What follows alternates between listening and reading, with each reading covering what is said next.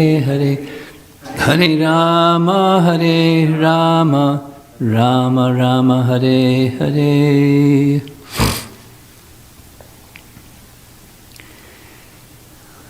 The title is the theme for this morning.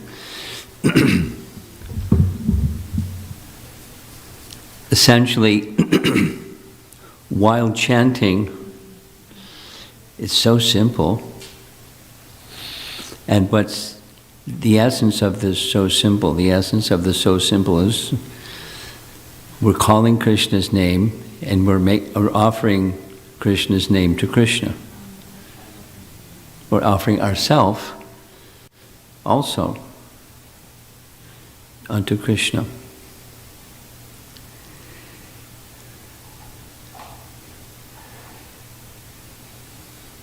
One of the ISKCON's celebrated kirtaniers, Madhava Prabhu, those of you that like recorded kirtan, he's a celebrity. And when you hear his recorded presentation of kirtan, regularly, like 20, 30 times in the course of, after his chanting and calls the response, he'll say, from the heart. Yeah? From the heart. And it's like, he said it so many times, and it's for him, it's from his heart. It carries the audience to that calling Krishna's name from the heart. But then there's the flip side. What is it that we're offering to Krishna? We're offering his name. So, the very simple translation or meaning of the mantra, O energy of Krishna, my dear Lord Krishna, please engage me in your service.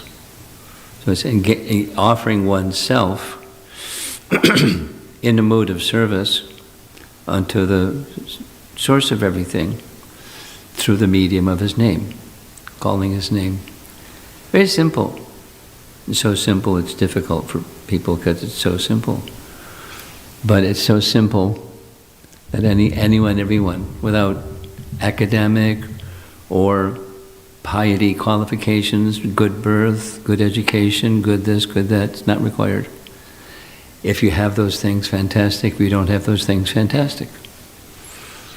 Everyone's eligible. As Prabhupada would say, even a child. And it's true. Can engage with the adults in kirtan, chanting, japa, and dancing and worshipping, and through the medium of sound. Starting with sound. So that's the opening slide, that's the theme for this morning. Calling Krishna's name from the heart. There's a nice image in the center, and here's that image blown up. There's a devotee with their arms outstretched, calling to Krishna through the medium of Krishna's name. And on the left side, the right side, with prayerful bowing mood, calling prayerfully to Krishna. Now let's see if sound system works here. Because here's a nice recording, very simple, of Srila Prabhupada's instruction on how to chant from the heart or chant with love.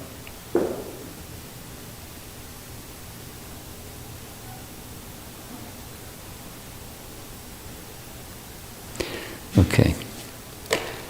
Sometimes the settings have to be adjusted. Let me see what I can do.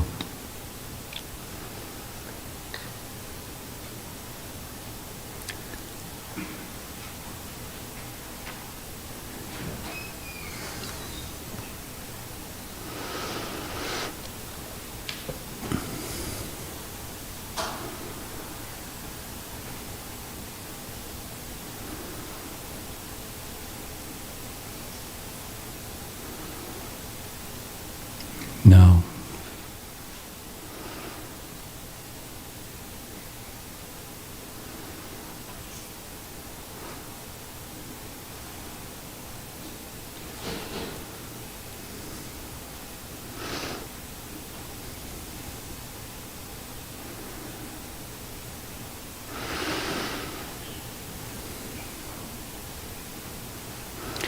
No, this is showing it's at LGTV. Who knows how to do this? Huh? 100. Sure, I can try. I'm glad to try.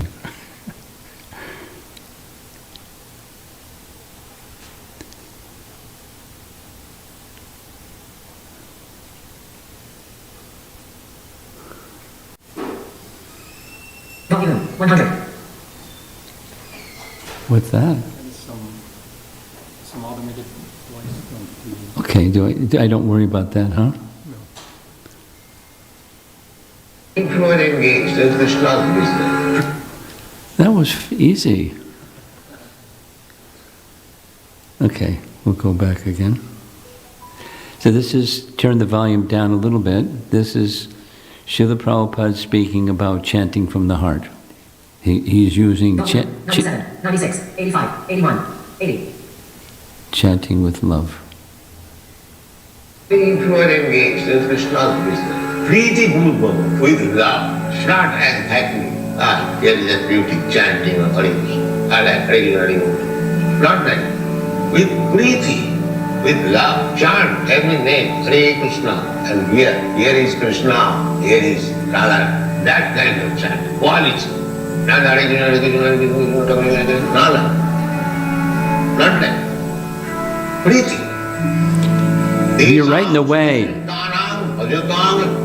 That Preeti is required. That is the essential quality. Patram puspam phalam poyam yomi bhaktya prajachati. Real thing is bhakti. Krishna is not hungry that he is giving some good food and eating. Never mind in which way he can give. Priti Purvakam. So that's our topic, is this topic, chanting from the heart. And there's some nice images here. At times, we act from the platform of the mind, and at other times, we act from the platform of the heart. So the mind is needed, and the heart is also needed. In our relationship with Krishna, we choose to act and serve from the heart while directing our mind to Him. Simple.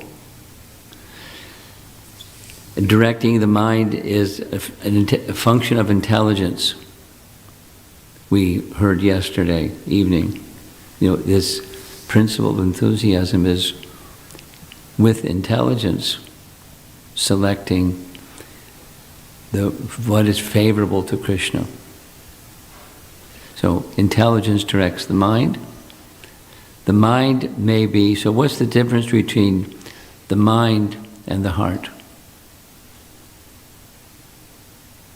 We're going to be discussing. Acting from the heart is an ongoing journey. It's not a one-time event.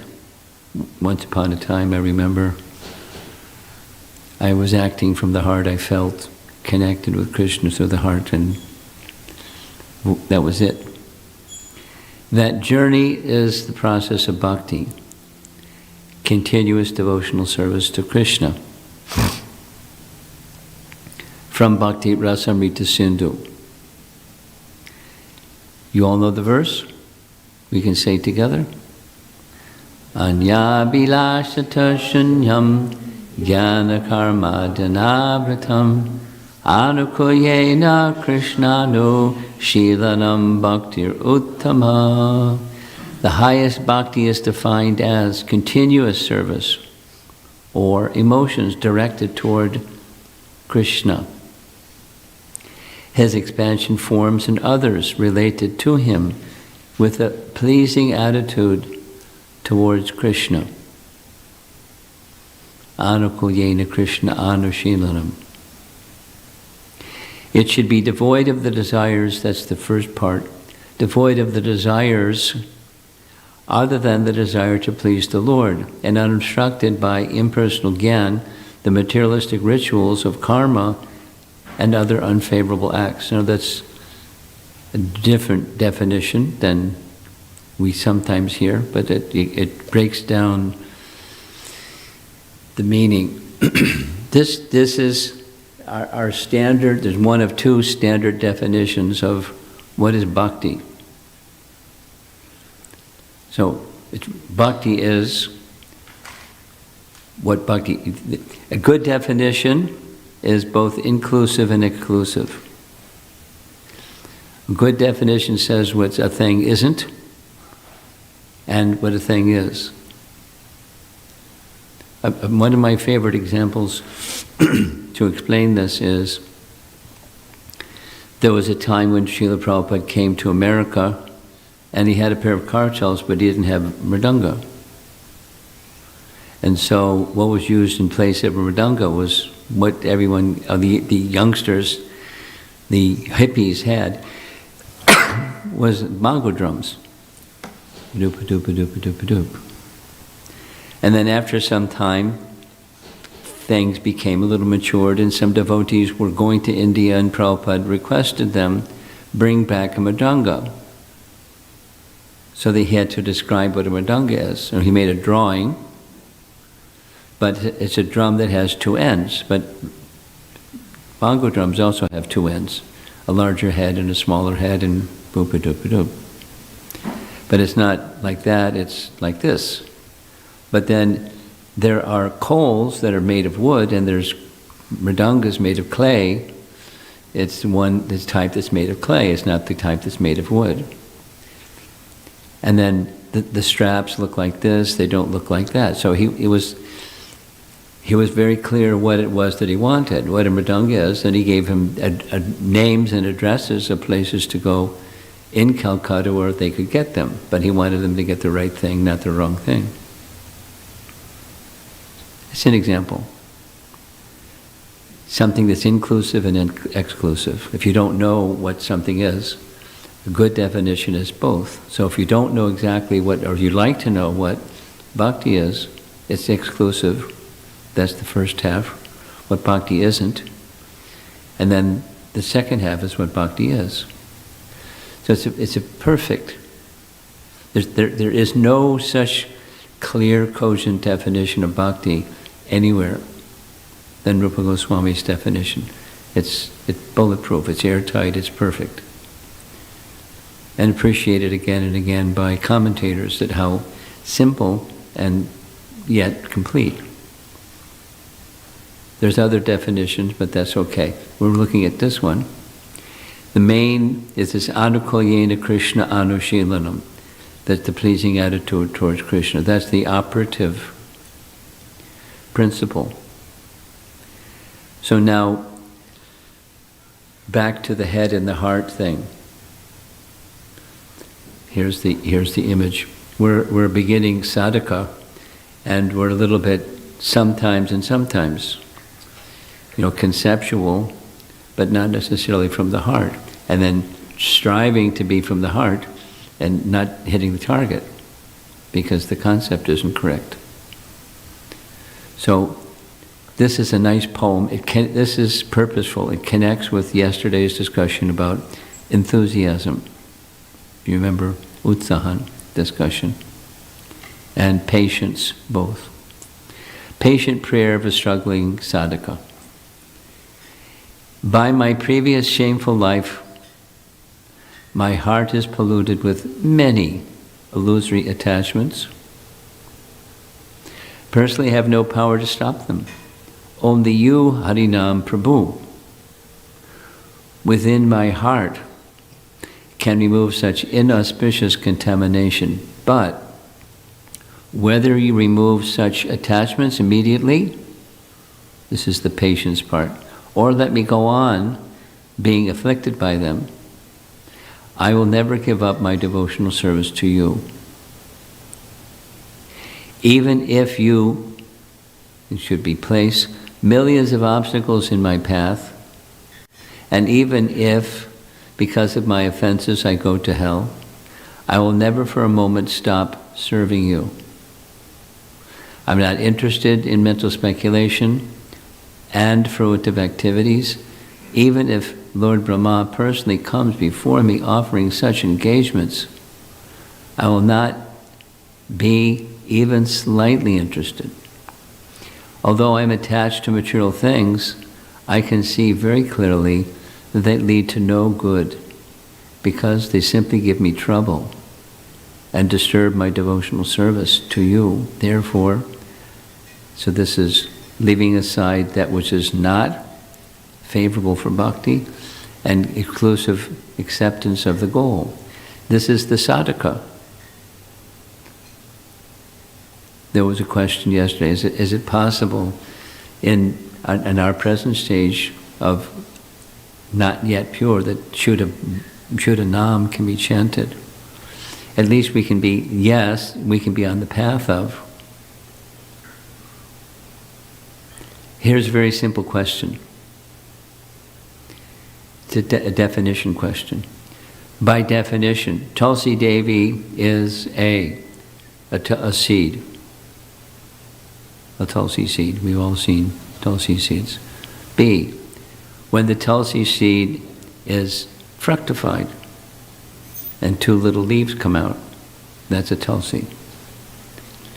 C, when Tulsi grows and becomes mature and some manjaris appear on the Tulsi tree or plant, that's a Tulsi. D, when those flowers turn into seeds, and then you have another Tulsi potential, because that's the mature stage. That's what a Tulsi is. Or the other is all of the above. So it's all of the above. So even in the seed stage, or the fructifying, and so, each of the stages, that's Tulsi. So what's the definition of bhakti? Because we just heard Rupa Goswami's definition. It has everything to do with intention, that Krishna should be pleased. Sankalpa was my intention. And generally, in the beginning, for this question yesterday, is it possible in the earlier stages to chant Shuddha Nam? Everything has to do with the intention. So what's your starting point? And what's the goal? And then you can say yes or no. And then the immature stage becomes mature. The same with bhakti. How does bhakti begin? What's the seed? Adau Shraddha.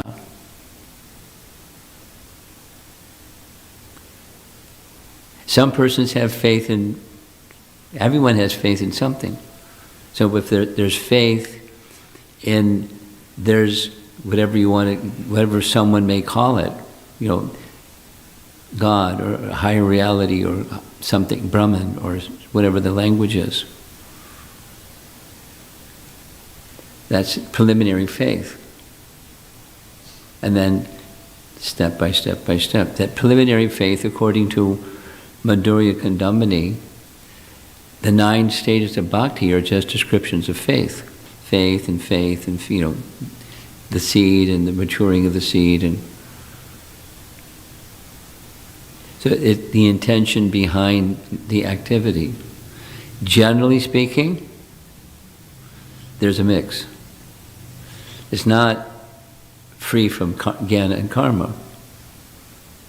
It's with the happiness that comes from karma or jnana, for pious activities. So seeing, for example, seeing chanting it's a pious activity. Or, some of what we heard yesterday is a duty. I do because it's a duty. Some people do because it's a duty. I do this because I've been doing it for so many years, it's no habit. But it's a nice habit. I like nice habits. But it's just a habit. It's just stuck. And habit stage and not going beyond. So sankalpa has everything, the intention behind. The intention that Krishna should be pleased is everything. And then being patient, because it's up to Krishna to bestow what Krishna bestows. It's not in our hand.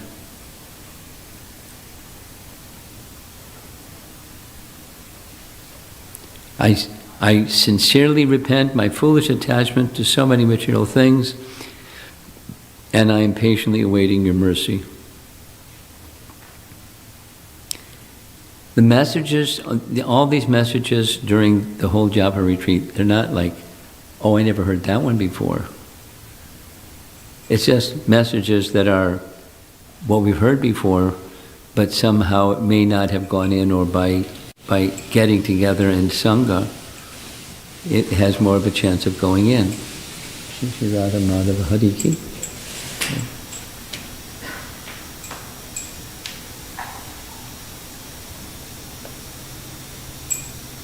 To chant or to serve from the heart, we need to align our consciousness with the heart of bhakti.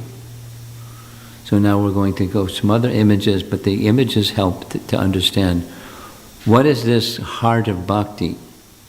Align with the heart of bhakti. Align our consciousness with the heart of bhakti. So there's some hearts. And at the center there's Krishna. So in this verse, this definitive verse by Rupa Goswami, there's the Anushilana. Anu means to follow, Shila means behavior. Anushilanam is cultivating the activities that great devotees do, following them. Anushilanam, the processes of bhakti.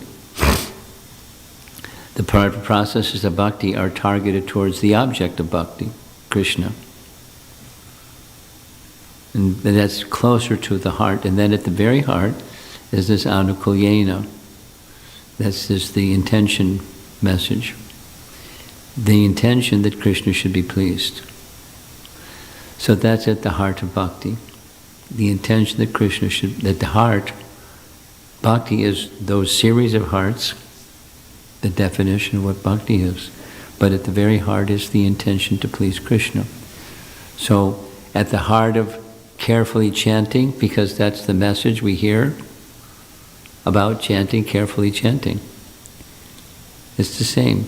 That's bhakti. That's the key, is carefully chanting means, because we're all chanting.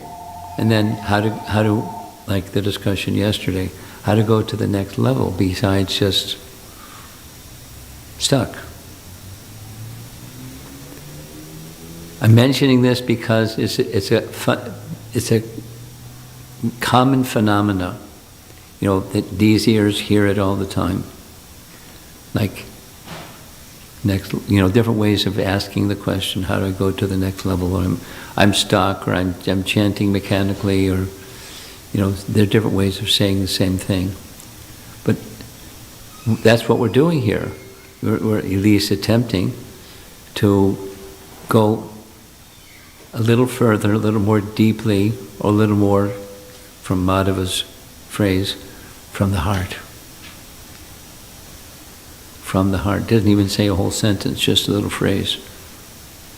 Chant from the heart. From the heart.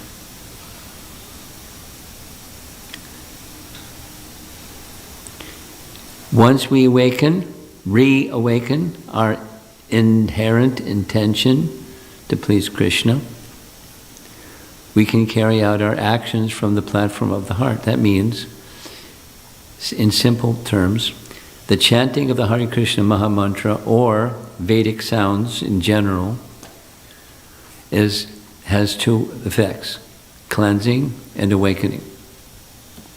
Simple. The coverings, the upadis, or the anarthas, or the unwanted things, they become reduced, and then the wanted thing becomes awakened.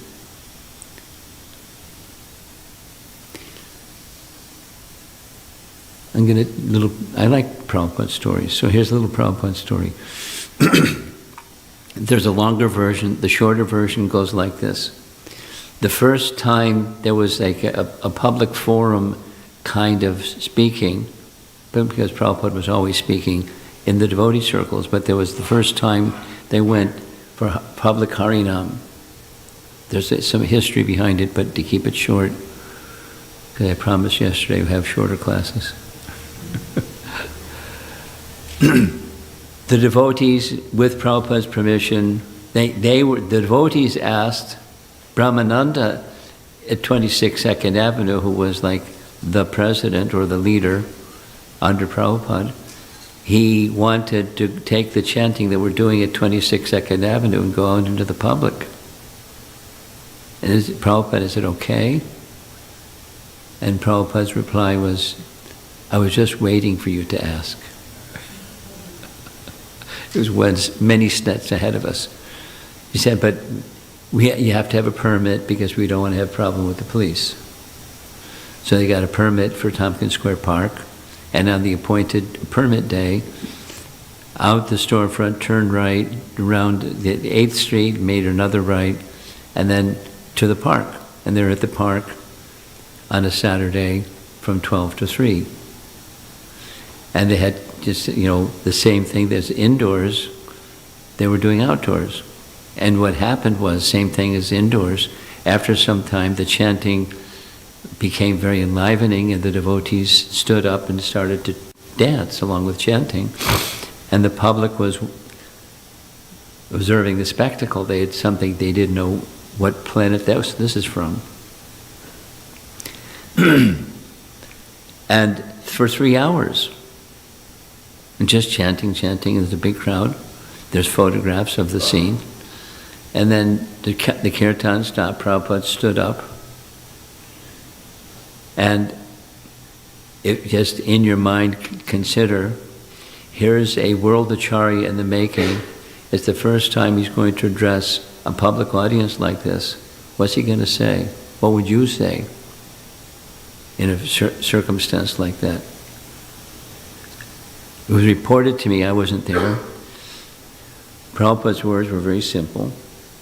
I've not come to teach something new. I've simply come to remind you of what you have forgotten. Cool, huh? There he is, looking like he came from Mars or something.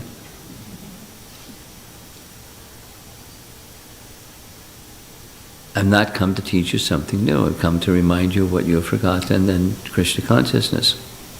And it was a short message because of the situation. It wasn't a long talk. And then they, distributed prasadam and went back to the temple, back to the storefront.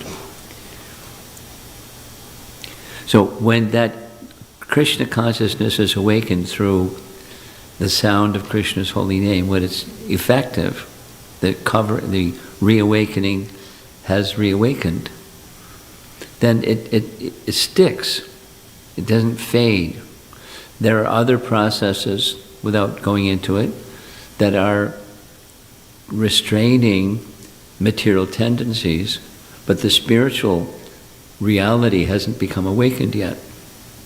So it doesn't stick. It's not enduring. But Krishna consciousness is enduring. It does go through the ups and downs, the sine curve. Especially, in the beginning, but as spiritual progress, the sine curve flattens. It's no longer up and down, it's becomes steady. But that's that's what comes as a result of purity. The effort continues, the endeavor with intelligence continues. The utsaha continues. And then it becomes spontaneous. Just like starting a car. As long as you have fuel, it keeps going. You can turn it off. But once it's started, it keeps going. It's self-perpetuating. And that's mechanical, what to speak of something spiritual. And there's a spontaneous stage that follows the regulative stage. And then we're in the regulative, we're not in the spontaneous stage yet. That's fine. But it leads to the potency The potential is there to lead to spontaneous devotional service. There's details in between, but that's okay. The message is, once awakened, the reawakened, our Krishna consciousness is reawakened, it's us.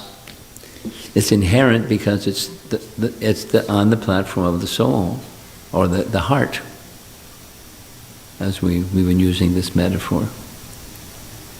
The primary action necessary to become closer to Krishna is the chanting of his holy name.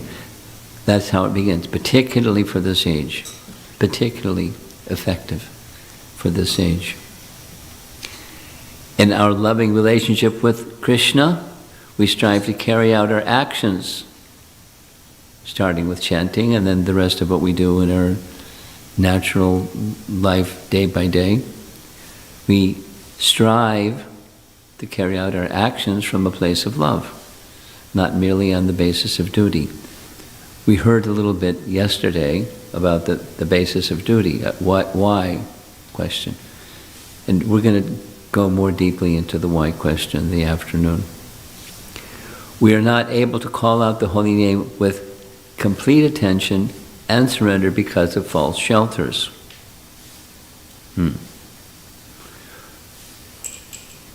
Many of us, before we came in contact with Krishna consciousness, we had habits and tendencies and behaviors that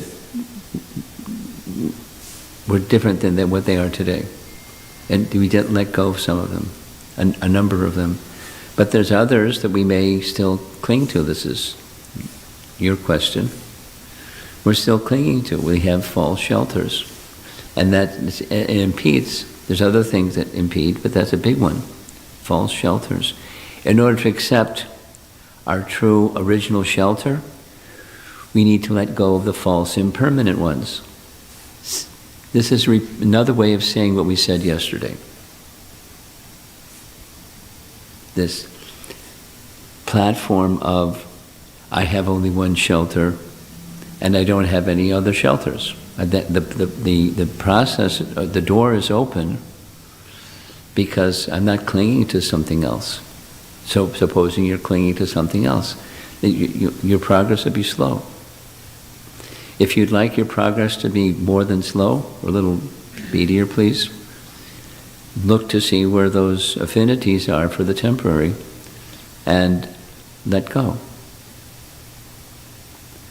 And when you let go, make sure that you don't just let go, but you take shelter of something that's the wanted, the affinity for spiritual, or affinity for relationship with Krishna. Once we let go of false shelters and our mind, senses, and emotions are directed by a single purpose, this anukulyena, Krishna should be pleased, we can call out to the holy name from the core of the heart. So this is a little instruction. To do is another thing, but the path needs to be, it's helpful if the path is defined. When we offer our soul, our very self, at the lotus feet of the holy name in a mood of complete surrender, inattentive and mechanical chanting will cease. Kabe habi bolo se dinar. When will that day come?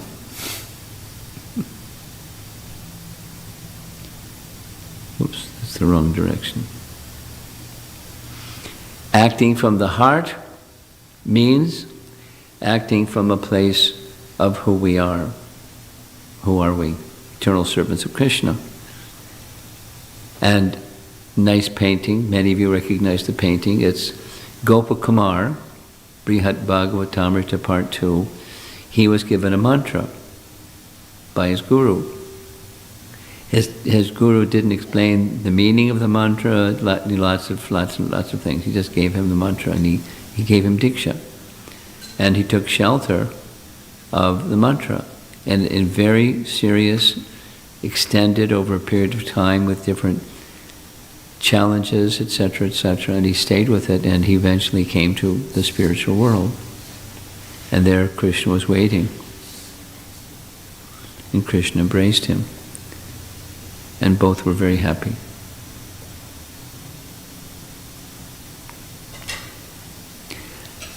With a prayerful attitude, try to call upon Krishna from the core of the heart. My dear Krishna, I am your eternal servant. Allow me to serve you by chanting your holy name, your loving holy name. So, again, this is what is chanting. One of the ways to picture or carry the conception of what chanting is. It's offering to Krishna his name, calling to Krishna for his shelter. It's different than mechanical. It's from the heart chanting. And so it's the same activity, but the consciousness behind the activity can be modified, adjusted, or purified. Please accept me. Now, you notice this image is very similar to that drawing that was inside the heart. The person raising their hand, and to whom they were raising their hand, they're raising their hand to Krishna. This is now a further refinement. Two types of chanting of the name: kevala, or without affection; sneha samyukta. I'm not going to dwell on what these meanings are, but you get the idea that there's refinement and then further refinement, and there's Sanskrit terminologies that indicate what the further refinement looks like or is with affection. Here's a nice graphic. By cultivating our connection with Sri Krishna and in his vachaka form, vachaka means sound, vacha, sound, his name, gradually and naturally we will be invested with a potency which will touch and transform the hearts of others in amazing and unexpected ways. Now, starts inside, but then that which is inside comes out. And when we're engaged in Japa, just like the devotees asking Prabhupada, can we take this into the public? So that's Lord Chaitanya's Sankirtan movement. Purify and then offer that same activity of purification to others. Or, in simple English language, preaching Krishna consciousness. How dynamic and variegated was our founder Acharya, and ways that he engaged his followers in preaching Krishna consciousness. From nothing, and as we heard, for some period of time, nothing. And he continued anyways because he had faith and he had an instruction, and that was the platform on which he was acting. In Krishna's own way, he was testing the determination, patience, and after some time, things started to happen. But it wasn't simply because things started to happen that our founder Acharya is glorious. He's glorious because of the unalloyed mission or intention that Krishna is to be pleased. And because of that, when Krishna is pleased, look, as Prabhupada said himself, beyond his expectation, beyond his imagination. But when reciprocation from Krishna came, he knew how to deal with it, with devotion. When setback came, he knew how to deal with it. He was fixed. And similarly, followers strive to become fixed. Not this or that, not conditions. If the wind is blowing this way, fine. If the wind is blowing that way, no. And no wind at all. See you later. Same graphic, but same message. By cultivating our connection with Sri Krishna in his vachaka form, gradually and naturally we will be invested with the potency which will touch and transform the hearts of others in amazing and unexpected ways.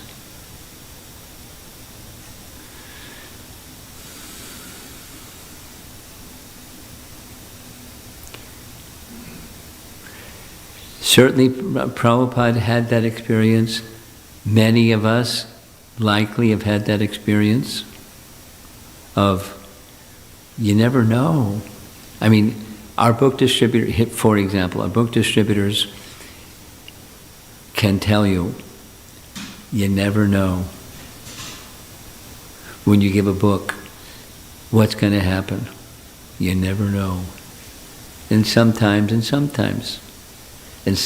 the person becomes like a luminary. And sometimes you never know. Here's a little anecdotal story. We have some brahmacharis here that do traveling sankirtan. So I did traveling sankirtan for maybe 15, 17 years, something like that. It's a nice lifestyle. And the base was New York, and so one of the things that we did from years ago, we visited universities because that's a nice place to distribute books. So one of the places we went to was Princeton University. We didn't know, because you never know, but one of the persons who got an Ishopanishad was Bhakti Tirtha Swami. We didn't know. He didn't come looking for us, we didn't go looking for him. We just were distributing books. And from reading Ishopanishad, when he graduated, he was one of those, during that period of time, it was a thing that Ivy League schools gave free scholarships to underprivileged people. So, Bhakti Tirtha Swami grew up in a ghetto in Cleveland. He has nice stories about his family was so poor he had 2 shirts. And his mother was so generous, she instructed him, your friend doesn't have a shirt, give one of your 2 shirts. He learned charity from his mother when he had next to nothing.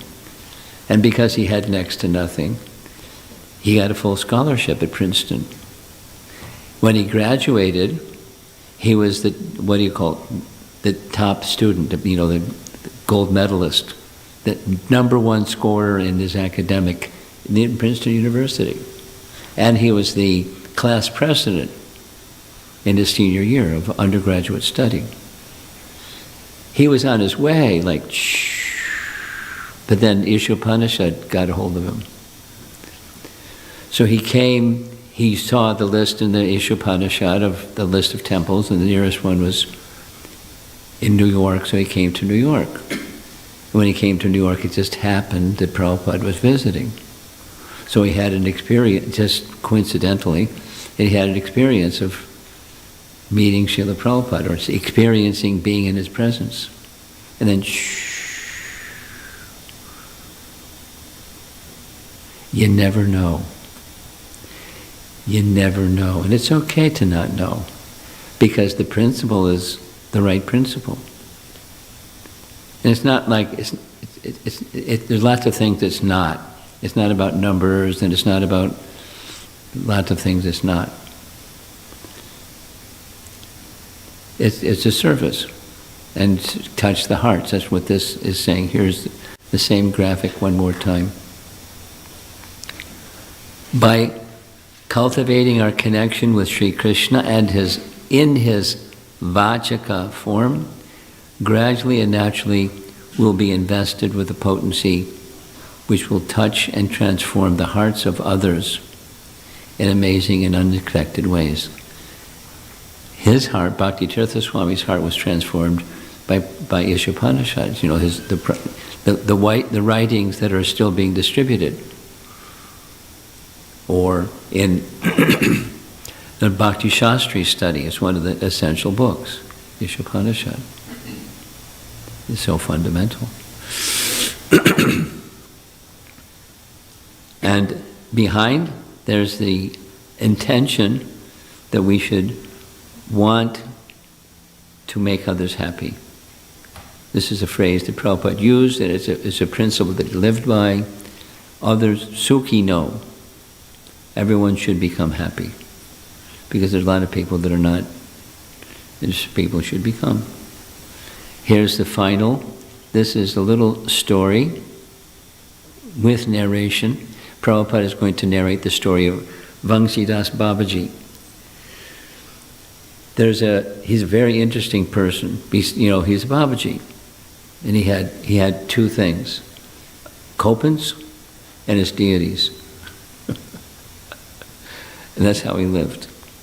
So here's Prabhupada speaking about him. Oop. Vangsidas Babaji Maharaj, he was talking with his deity. And Krishna said, just like Mother Mahan, he was talking with Sanatana Goswami. Mother Mahan, Sanatana Goswami at that time had no temple.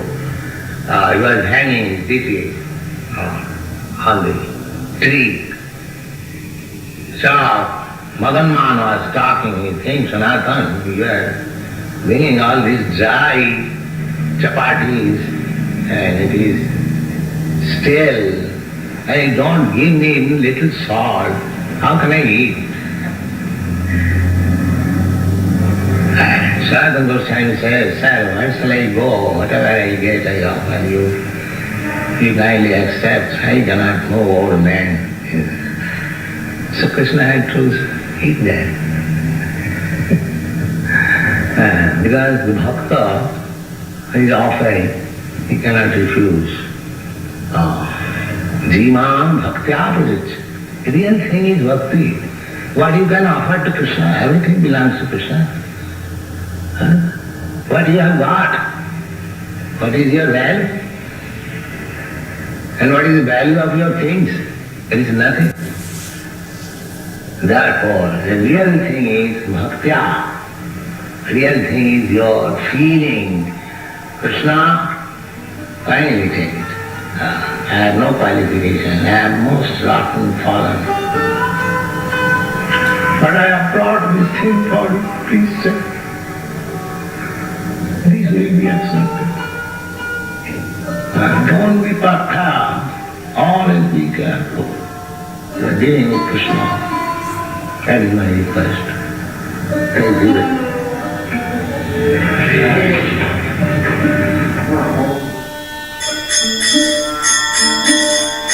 Krishna Kirtan Ganana Tanapano Premamritam Manidhi Dhira Dhira Jana Priya Priyakaro Nirvasano Pujito Sri Chaitanya Kripa Bharo Bhupi Bhupa Varavahantarako.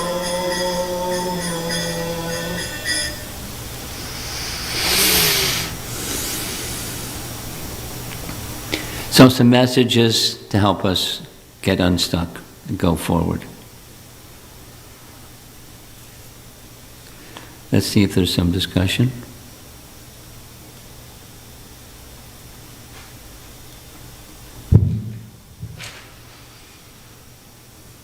Yes.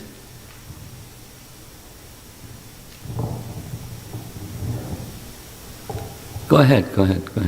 Marsh, what would be the difference of that phrase, Anukulina Krishna Arsholam, in someone on the practice of sadhana bhakti and spontaneous love? What is the difference between them? What's the difference?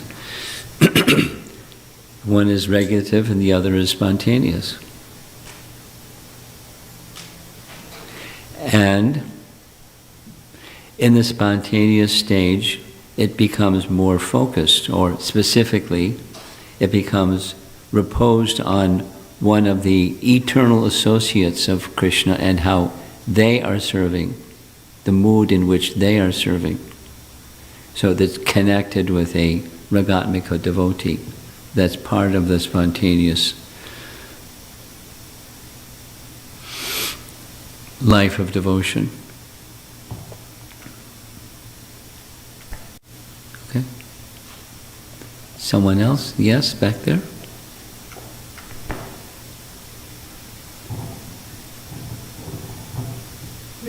Hare Krishna Maharaj, nice class. My question is, as you mentioned, Ragatmika, spontaneous bhakti, and sadhana bhakti, where we...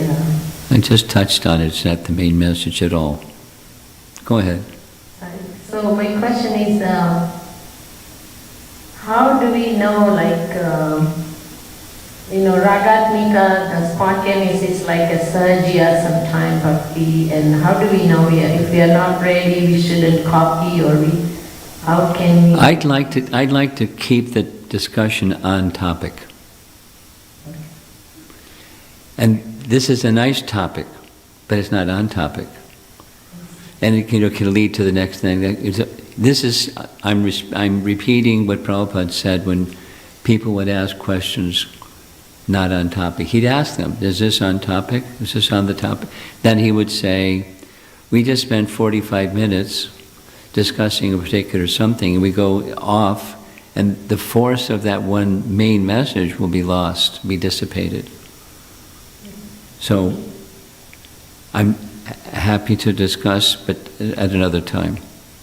Is that all right? Thank you so much. Yes, Maharaj. Thank Okay. you. Hare Krishna. Hare Krishna. Up front.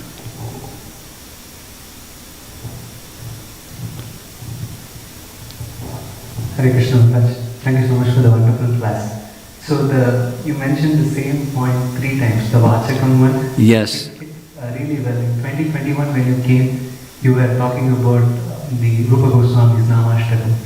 And there Rupa Goswami says, Vacham Vachakam ityeti bhagavan nama swarupatvayam purvasmat parameva hanta karunam tatrapi jani mahi yastasmin yatha paradnava nani samanta kavit asenena sopi upasathanana mudamachade. So there's Krishna's name and Krishna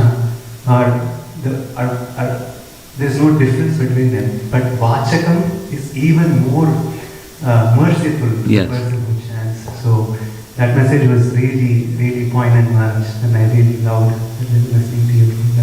And I had You have a good memory, 2021. What to speak of the sloka itself, Namastaka. And I had a question, Maharaj. So you said intention, sankalpa is everything, right? So the way we chant, the intention is what sets the mood for the chanting. So I'm just wanting to understand what typically helps us if we had a manual or a procedure to see whether we are making progress, to keep something to track ourselves in this process. So is there anything practical which you can share to see if our intention is in the right place? Sure. One of the characteristics of a Brahmana is simple. And I don't know if I'm a Brahmana, but I can understand things that are simple and things that aren't simple are a little different. So simple is, who's at the center?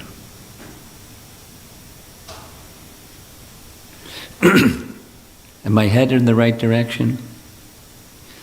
Supposing I'm going in the Gyan direction, I become more interested in detail and detail and detail and detail, and I lose sense of what the purpose is. Who's at the center? Is it the mind? Or is it pleasing Krishna at the center? So who's at the center? Very simple. And if Krishna's not at the center, then it's Bahushaka. And if Krishna is the center, very simple. Eka.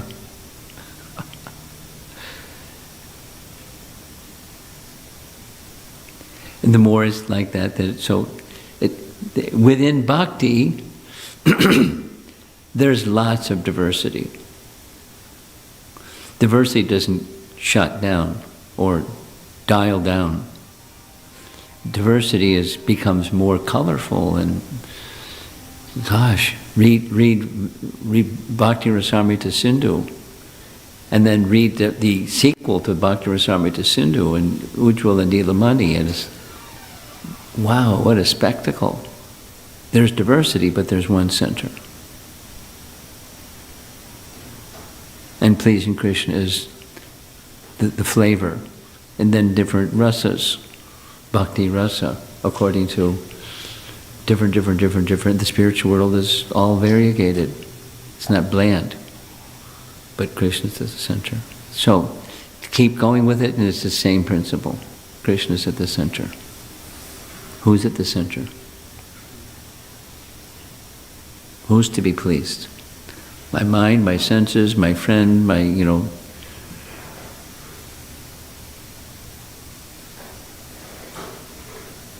If Krishna is at the center, it doesn't mean those other things become zero, but they're in alignment with Krishna is to be pleased.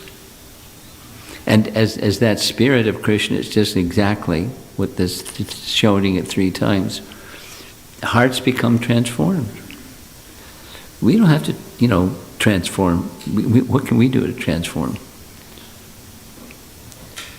But the spiritual potency can transform anything. That which is material to that which is focused on pleasing Krishna. And that's what sadhu sangha does. When someone becomes a sadhu and they involve themselves with the life of others, ourselves or others, then they become sadhu-like.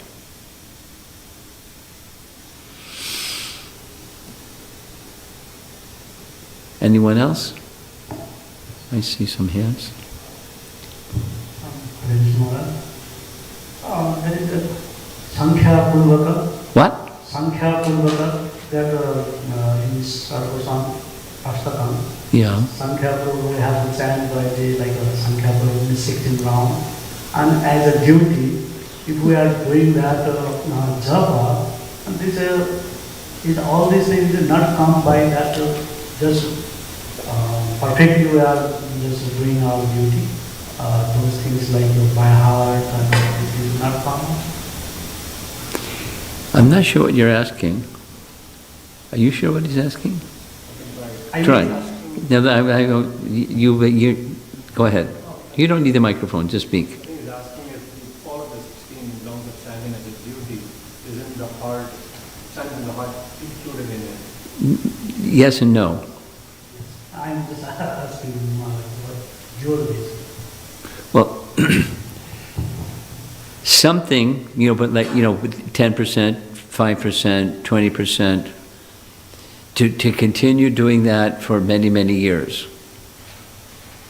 I could ask you, how many years have you been chanting?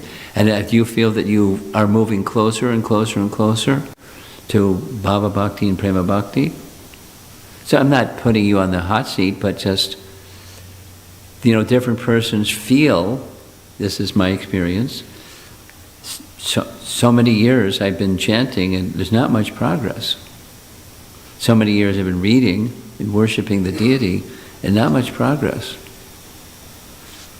There's nothing wrong with the process, there's just something wrong inside. So, the answer to your question is kinda, but it's not that you do for X number of years and the bell rings, or X number of mantras or rounds or years of chanting 16 rounds and etc. and following carefully, then the bell rings. It's not how it works. It's not mechanical, devotional. So back to your question. Does that dedication to the regulative stage lead to a more spontaneous stage? It seems to be what you're asking. And not necessarily. So what's the necessarily? Association of those that are on the spontaneous platform. You have to receive mercy from those that are carrying it. And then there may be, may not be, there may be some attraction for going further. That's why we have sadhu sangha. There's devotees that have been devotees less time than us. I mean, like this example of Bhakti Tirtha Swami. Zoom! Who knows what he was in his previous life? Zoom! Very elevated. Not just academically, devotionally, Krishna conscious-wise. Anyway, so the association with elevated persons, that helps us become elevated, along with, it's part of Lord Chaitanya's teachings very clearly in Sanatana Shiksha, in Chaitanya Charitamrita.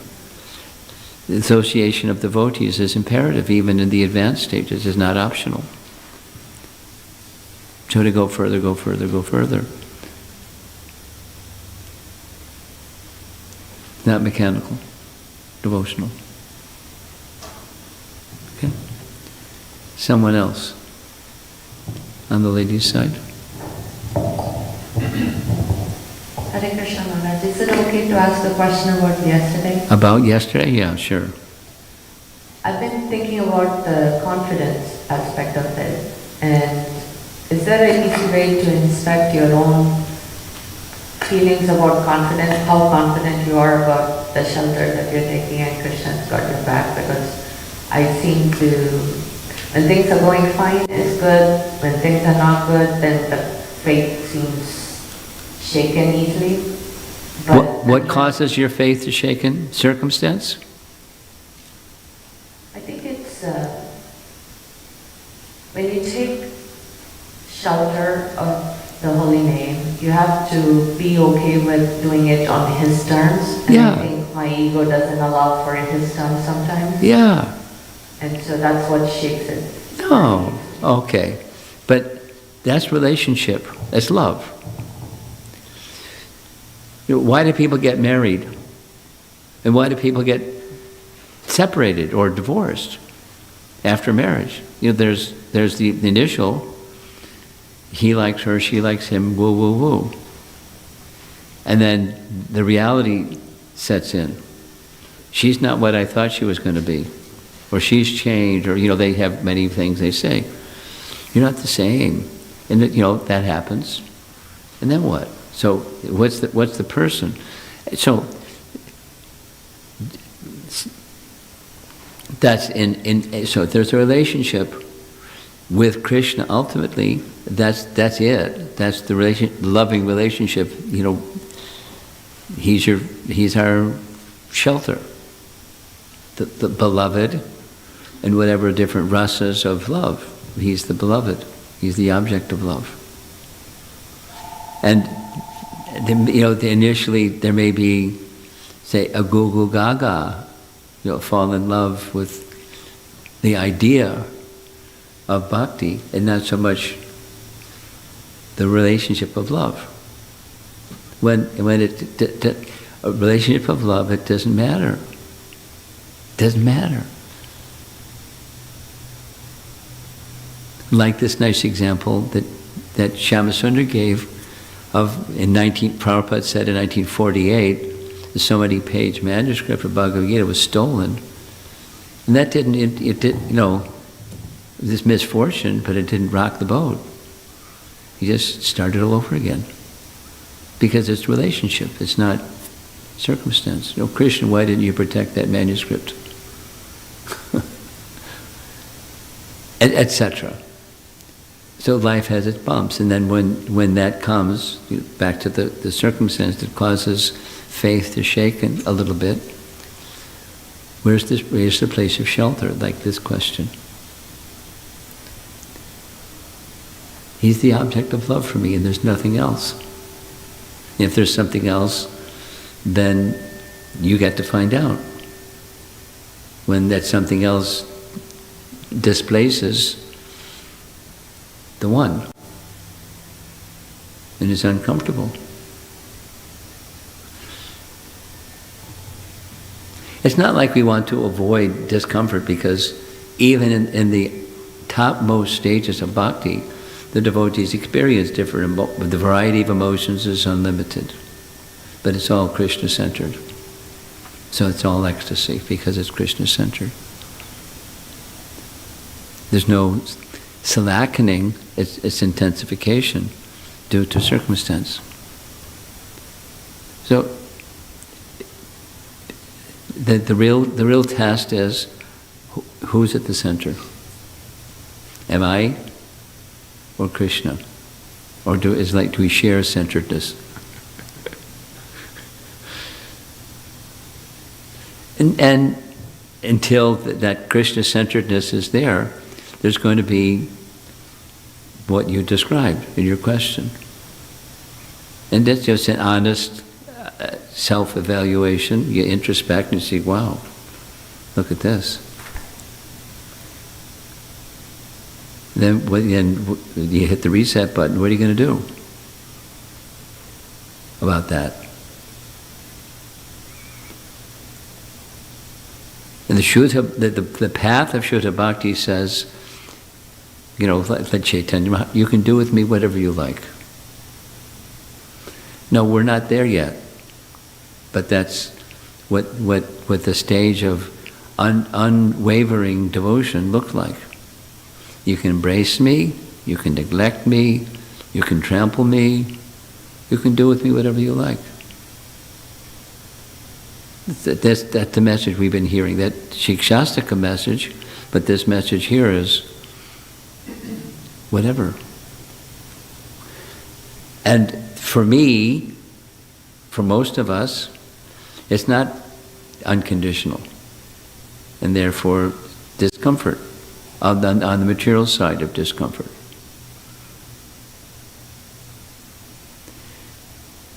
It's nice. I mean,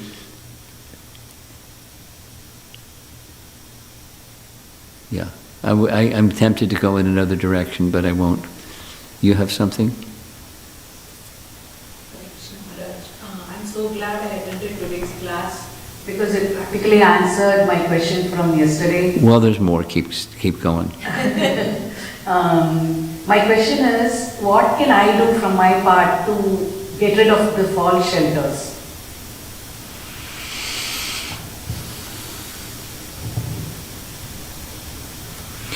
Well, same.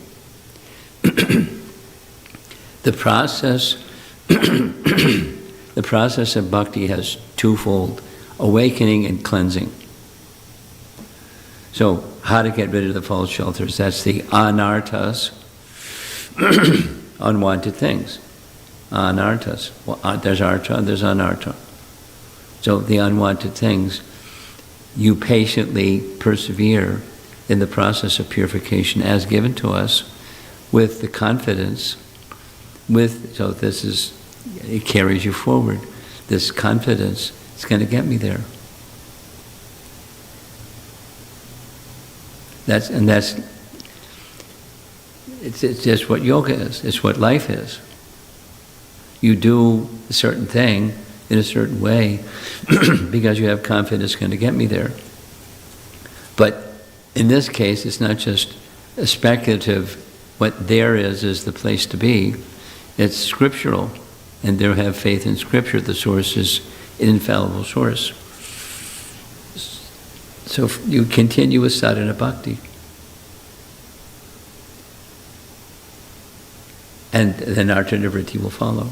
In sadhana bhakti in association of sadhus. Bhajana kriya.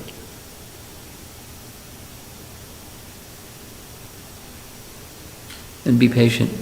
And be patient. It's not on my terms. So Krishna is going to bestow when I'm ready.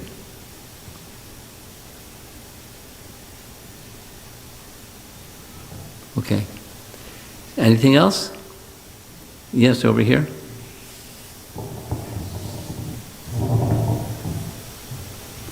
And we're going to end with this question. I really like the slide where you were talking about how Srila Prabhupada was expert in engaging disciples and also how he faced challenges that Krishna posed because he was so steadfast and the faith was unshaken. So the one question I have practically is, sometimes when I want to do services, like maybe coming to temple or hearing or chanting, there are other maybe material duties that come in and they are not diverting, but they need some attention too. Sure. So those times I always think about this dilemma, whether is that Krishna testing me that I should be distracted? No, it's not. Krishna. So, if this is important and that's important and 5 other things are important, then it's time management. And when you're doing one of those 7 things, you're fully present. This is the be present message. And the best way to practice being present is with chanting and deity worship. Be present. And you practice being present, and then when it's time to do those, there is a time to do this other stuff that my mind is being distracted by, and I'm going to be very fully present while I'm doing that. And then the next thing. So it's time management. I recognize and I set a schedule for things that are important. And when I'm doing those things, that's it. And the other things, that's it. Staying focused. The opposite is, in modern society, there is some value in multitasking. That's just distraction. So you're not present with any one of those things. You're just getting things done because you've been encouraged and trained to be a multitasker. It's not satisfying to the person. It's not satisfying to the people on the receiving end either. It's relationship. And when you're in a relationship with someone, you're present with that someone. Not multitasking while you're with that someone. That's not going to be satisfying to you or to them. So it's relationship with Krishna. It's all devotional services for Krishna and relationship for Krishna. So it's time management. There's a time for those things because they're important. And you're very focused.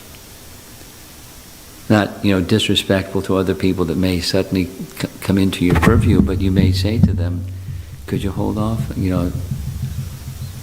Respectfully. Like that. Srila Prabhupada ki jai.